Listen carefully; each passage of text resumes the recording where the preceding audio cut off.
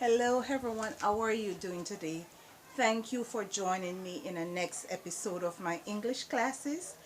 I hope you learned something from this class that will help you in your CXC or IELTS exam. Alright, today we're going to be talking about literary devices and how they are used in your narrative, your text, your writing. Alright,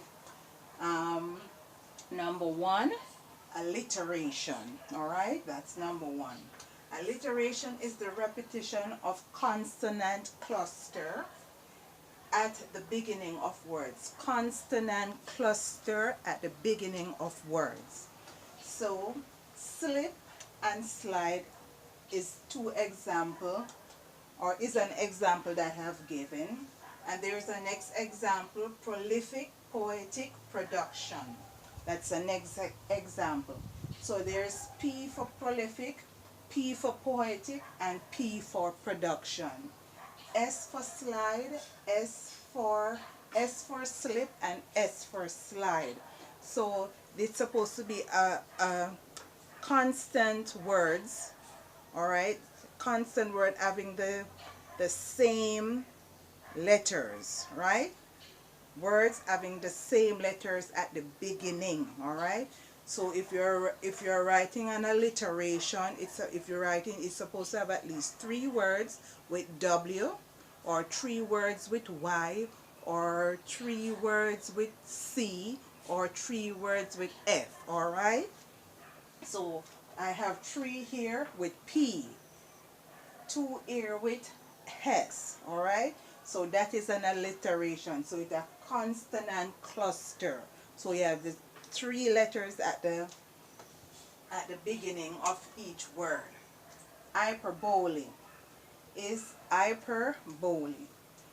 deliberate exaggeration to achieve emphasis. A deliberate exaggeration to achieve emphasis. All right. As I looked through the window, I saw 10,000 stars peeping at me.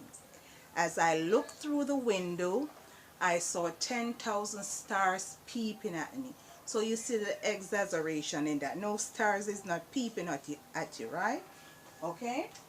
So that is an example of hyperbole. And next example is like a guy, he's full of ego, and he says, I have girls like sand running after me. Or this girl thinks she hot and she say, I have men like sand chasing after me. Or men like cars chasing after me. Alright? So that is an example, or those are examples of hyperbole. Alright, because sand at the seashore, it's a lot of sand that. So to have that amount of girls chasing after you, or so many men chasing after you, it's a lot. It is impossible, right? Okay, so it is to achieve emphasis, exaggeration, right? Pun. Pun is a play on of words suggesting 2 or more different meanings. Suggesting 2 or more different meanings, all right? Pun, a play on of words suggesting 2 or more different meanings. They are used for seriousness as well as for comic purposes. Here is an example. He checked in his cash. He checked in his cash, so he got paid. He checked in his cash. Cash is checked and left, all right? He checked in his cash. Cash is checked, and then he left. So you have to stop or pause for a moment to get the interpretation or the understanding of that sentence, because it is has so many similarities. He checked in his cash, then he cashed in his check, and then he left. Okay, I've taken the time to write check as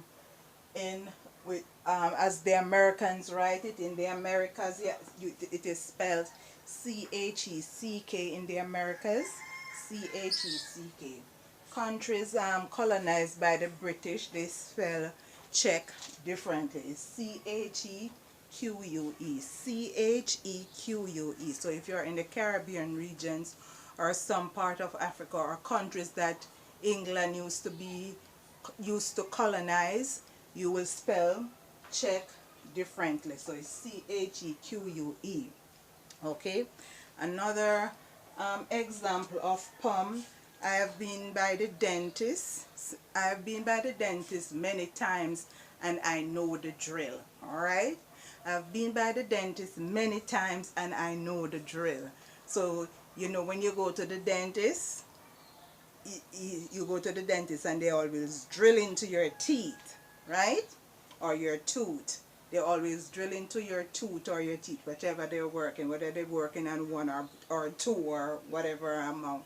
But the dentist drill your tooth, okay? So you see, I've been to the dentist many times, so I know the drill, alright? So that is an example of pun.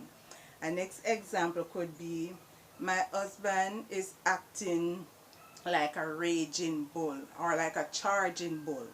My husband is acting like a charging bull, so I had to take away his credit cards.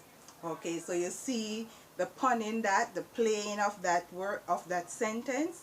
My husband is acting like a charging bull. So what do you charge? You charge things with your credit card, okay? You charge things with your credit cards. So your husband is acting like a charging bull. So you have to take away his credit cards. So those are examples of pun. Antithesis. Antithesis is an idea to express vividly by placing it close to the contrasting idea. Alright? Antithesis. Antithesis, an idea is expressed vividly by placing it close to the contrasting idea.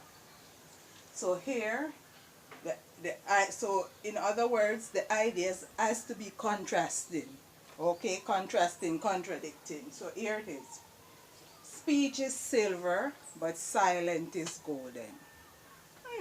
You will ask. You know, you have to pause them. Speech is silver, but silence is golden. Okay, so you form a story and think about, think about the literary devices that you're going to put into it. So here you have antithesis. Speech is silver, silent is gold. So what is that? What is the writer saying? Speech is silver and silence is gold. So he say we're supposed to talk, right? It is silver. Speech is silver. We're supposed to talk. We're supposed to converse with each other, have dialogues with each other. However, there are times that you have to be quiet. There are times that you have to be quiet. You have to sit back for reflection, probably just to hear what the next person is venting. You know, so when they are finished talking, then you can come up with the right answer or how to respond to whatever they were saying. Alright, so that is what this sentence is saying. Speech is silver, but silence is golden. Some people are silent, you don't even know what they're thinking about. Alright? You don't know what they're going to do next or what they're going to be, how they're going to react. But if you take some time and reflect, sometimes it is good for you. And next example, here today, gone tomorrow. Here today, gone tomorrow. So we are talking about antithesis and examples. Here today, gone tomorrow. Alright, so you could be living today and happy, and then you're dead tomorrow. Or it doesn't necessarily mean that you have to die, but it could mean you could be a person on the job acting as if you're the boss, carrying on as if you're open, carrying on as if you own the company, and then lo and behold they fire you from the job. Alright, so here you're acting high and mighty as if you own the company, and then news pop, she got fired. So here today, gone tomorrow. Or it could be somebody in your community acting as if they own the whole damn community, right? And then the police come and lock them up for something. Or you could be acting self-righteous or whatever. The police come and lock you up. So he's here today, gone tomorrow. So it is telling you to be humble. That's what it is telling you. To be humble. So here today, gone tomorrow, because you don't know what tomorrow might bring. Alright? Our fifth and final literary example is Climax. Climax. Most of us adults know what climax is, especially if you're married. Some of you teenagers also know what climax is. However, in literary devices, it is the point at which the narrative reaches the peak of excitement and tension. Climax, the point at which the narrative reaches the peak of excitement and tension. You're reading the narrative and you come to a point of excitement and tension. Okay? So here you are reading, and you might read, he walked across the lawn, he walked to the river, he saw a bird, he saw a car, then he saw a pretty girl with her breasts hanging out. He gets excited. So that alone grabs the reader attention. He saw a bird and he saw other things, but here he sees a pretty girl and she's partially naked. So the whole mood changes, alright? The whole mood of the reader changes. So it's grab your attention. So just like when you're having sex, you know, it starts with a kiss here, it starts with a kiss there, it starts with a kiss at the neck, then it goes to the breast or the arms or whatever, and then you, if it wasn't interesting, okay, if you didn't have that interest, and if it didn't grab you, you wouldn't take off your clothes, right? You would never take off your clothes so till you pop off your shirt and pop off your pants. So it is the same thing. You get excited, right? You get excited, you're full of tension and excitement. So that is the same thing when you're reading. You read a little, and you read a little, and this little might grab you a little, but not so much.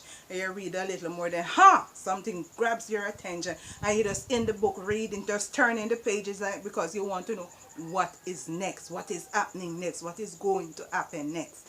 So it's the same thing when you're reading. Climax, the point of which the narrative reaches the peak of excitement and tension. Excitement and tension. So just like when you kiss the girl or the girl kiss you, it's the same thing. When you get excited, you start popping off your clothes. But if you're not excited, you're not going to pop off your clothes. So if you're not excited when you're reading the book, you're going to close it and put it down and do something else. If you're excited, you want to turn the pages over and over and over again. Alright, so that is what this is saying to you, right? So this is the part of literary device when it speaks about climax. That's what it is saying. You start turning the pages because you're excited about what the writer or the author has written. Alright, so this is the end of this class with literary device. I hope I can give you some more. So we spoke about alliteration, hyperbole, pun, antithesis, and climax. So I thank you for joining. I hope you have learned something from this class. Hope to see you in my next class. My name is Constance. Please like, share, and subscribe, and I see you in my next video. Have a nice day. Bye-bye.